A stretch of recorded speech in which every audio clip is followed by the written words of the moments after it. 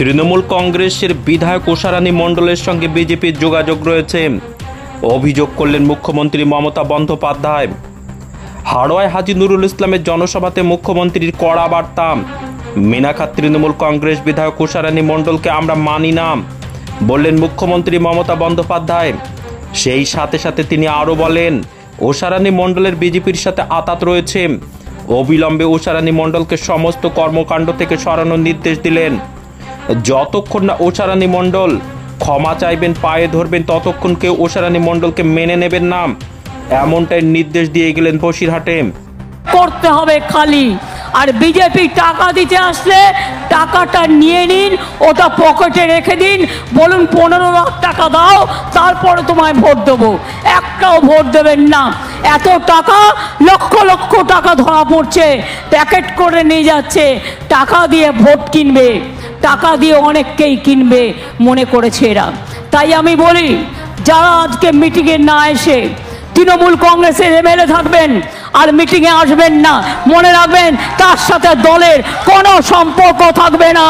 আমি আজই বলে গেলাম, আপনাকে নিয়ে দল চলবে না।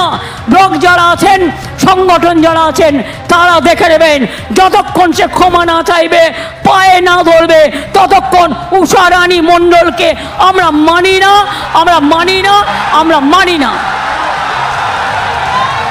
বিজেপির সাথে যারা আঘাত করে, তার সাথে আমার কোনো সম্পর্ক নেই, আজ সাথে আমার কোনো সম্পর্ক নেই, কোনো সম্পর্ক নেই।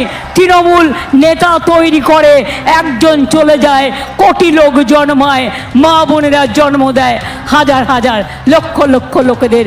মনে রাখবেন, আপনাদের মতো লোক চাই না। আপনি আর আপনার স্বামী দলটাকে বেচে দেবেন আর মনে করেন আমরা সেটাকে সমর্থন করব না। আমি অন্য দলের ব্যাপারেও যেমন কথা বলি, নিজের দলের ব্যাপারেও কথা বলি। আমি একটুকু বলে মায়েদের আমি প্রণাম জানাই, সালাম জানাই, আপনাদের পাগুলোকে প্রণাম। অনেক দূর থেকে এসছো গো মা বোনেরা, আমার অনেক দূর থেকে আমার মা বোনেরা। এই বিষয়ে মিনাখার বিধায়ক উষারানী মণ্ডলের স্বামী মৃত্যুঞ্জয় মণ্ডল, মিনাখার বিধানসভার চেয়ারম্যান, জেলা পরিষদের সদস্য মৃত্যুঞ্জয় মণ্ডল বলেন, দিদিকে ভুল বোঝানো হয়েছে।